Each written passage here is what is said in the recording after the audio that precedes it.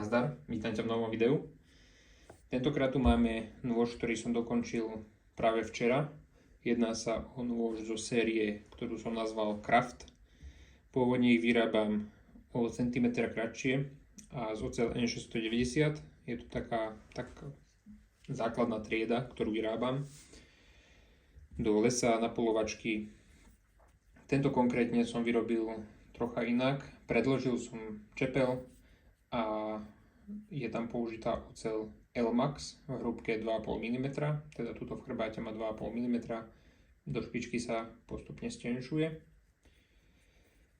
Povrchová úprava je satín a fazetka je vytiahnutá na diamantoch po zrnitosť 3000, následne pretiahnutá na koženej doske. Na hručke je použitá bežová G10, ktorá je na karbonových pinoch prelepené epoxidom. Nôž perfektne sedí v ruke. Celková dĺžka noža je 23,2 cm, čiže od špičky po pätku, a čepel má od špičky po začiatok rúčky 12,3 cm. Ako som spomínal, hrúbka čepele je 2,5 mm.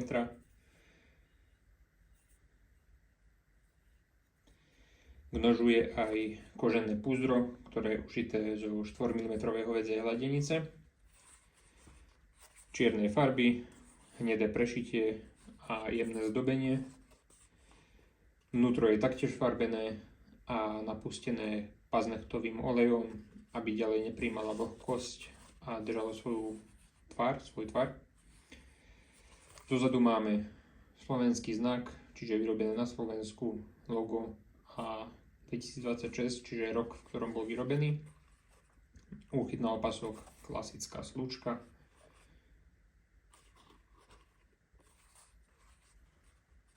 Ešte okraje sú zachladené, ja ich zahladzujem a napúšťam voskom. Je to prírodné a nedrobí sa. Ešte k nožu. Ak by ste mali záujem, nôž je stále dostupný. Stačí mi napísať buď na Instagram, Facebook alebo e-mail, ktoré nájdete v popise videa. A keď sa predá, tak ja tam napíšem, že je predaný, rovnako aj do komentára.